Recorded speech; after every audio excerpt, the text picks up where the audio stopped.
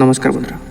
সবুজ ক্ষেত এবং নির্মল নদীর মাঝখানে অবস্থিত একটি ছোট গ্রামে মীরা নামে একজন জ্ঞানী এবং বয়স্ক মহিলা বাস করতেন। তিনি তার প্রজ্ঞা এবং প্রাচীন ঐতিহ্যের জন্য পরিচিত ছিলেন। শ্রাবণ মাস এগিয়ে আসার সাথে সাথে গ্রামবাসীরা তার কাছে নির্দেশনার জন্য ভিড় জমে। শ্রাবণ ছিল একটি পবিত্র মাস, যা ভগবান শিবের উদ্দেশ্যে উৎসর্গ করা হয়েছিল, যা সমৃদ্ধি আনতে এবং নেতিবাচকতাকে দূরে রাখতে আচার অনুষ্ঠানে পড়া ছিল। মীরা একটি বড় বটগাছের ছায়া গ্রামবাসীদের জড়ো করেছিলেন এবং শ্রাবণ মাসে তাদের বাড়িতে রাখতে ভুলে যাওয়া উচিত নয় এমন 6টি গুরুত্বপূর্ণ জিনিস সম্পর্কে তার জ্ঞান শেয়ার করেছিলেন। এই অনুষ্ঠানগুলি তিনি ব্যাখ্যা করেছিলেন তাদের দরিদ্র রাতে এবং তাদের জীবন আশীর্বাদ আনতে সাহায্য করবে। নাম্বার 1, তুলসী গাছ।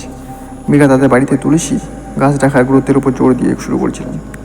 তুলসী গাছটি কেবল পবিত্রতা এবং দেবতার প্রতীক নয়, বরং এটি পরিবারের রক্ষক ও প্রতিদিন এটিকে জল দিন এবং প্রার্থনা করুন। এটি আপনার পরিবার ইতিবাচক এবং শক্তি এবং স্বাস্থ্য নিয়ে আসবে।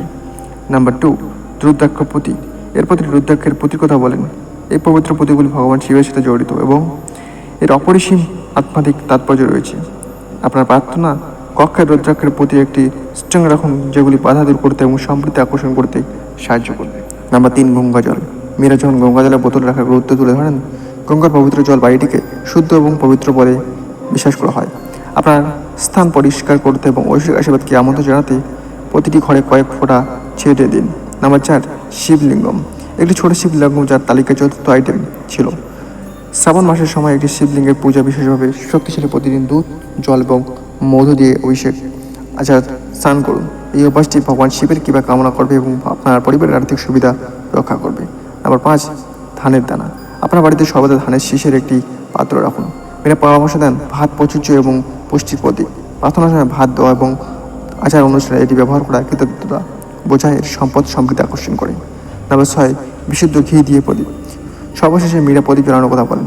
শ্রাবণ মাসে নিশ্চিত করুন যে আপনি প্রতিদিন খাঁটি ঘি দিয়ে একটি প্রদীপ জ্বালান। প্রদীপের আলো অন্ধকার এবং নেতিবাচকতাকে দূর করে। এটি জ্ঞান এবং জ্ঞানের প্রতীক, মন আত্মার পরিদ্ধতা দূর করে। গ্রামবাসীরা মনোযোগ সহকারে শুনেছিলেন। তারা বুঝতে পেরেছিলেন যে এই অনুশীলনগুলি কেবল ঐতিহাসিক অনুসরণ করার জন্য নয়, বরং তাদের বাড়িতে একটি ইতিবাচক এবং সুন্দর পরিবেশ তৈরি করার জন্য ছিল।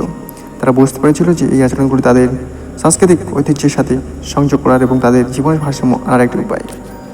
মীরার শিক্ষা গ্রামবাসীদের সাথে গভীরভাবে অনুরোধিত হয়েছিল। তারা নতুন করে বিশ্বাস এবং তার পরামর্শ অনুসরণ করার দৃঢ় সংকল্প নিয়ে তাদের বাড়িতে ফিরে আসে। শ্রাবণ মাস জুড়ে তারা তাদের বাড়িতে এই 6টি জিনিস যত্ন সহকারে রাখায় তাকে ভক্তি ও আন্তরিকতার সাথে আচরণ পালন করে। মাসের শেষের দিকে গ্রামটি একটি সাধারণ পরিবর্তনে দেখছিল। পরিবারগুলি আরও একতা অনুভব করেছিল, স্বাস্থ্যের উন্নতি হয়েছিল এবং সমৃদ্ধি ও মঙ্গল লক্ষণে বৃদ্ধি পেয়েছে। মীরার প্রজ্ঞা কেবল তাদের দরিদ্র এড়াতে সাহায্য করেনি, বরং তাদের আত্মের শিকড়ের কাছাকাছি এসেছে। মীরার গল্প তার শিক্ষাগুলি গ্রামের বাইরে ছড়িয়ে পড়ে, অন্যান্য অনেক গভীর উপলব্ধি এবং শ্রদ্ধার সাথে শ্রাবণের ঐতিহ্যগুলি গ্রহণ করতে অনুপ্রাণিত করে। এটি সকলকে মনে করে দেয় যে প্রকৃত সম্পদ শুধুমাত্র বস্তুত সম্পদ নয়, বরং শক্তি, সমৃদ্ধি এবং আশীর্বাদের মধ্যে রয়েছে, যা বিশ্বাস ও ভক্তিপূর্ণ জীবনযাপন থেকে আসে। সব বন্ধুরা, এরকম ভিডিওতে চ্যানেল সাবস্ক্রাইব করে পাশে থাকুন। জয় বন্দে মাতরম। প্রার্থনা কি জয়।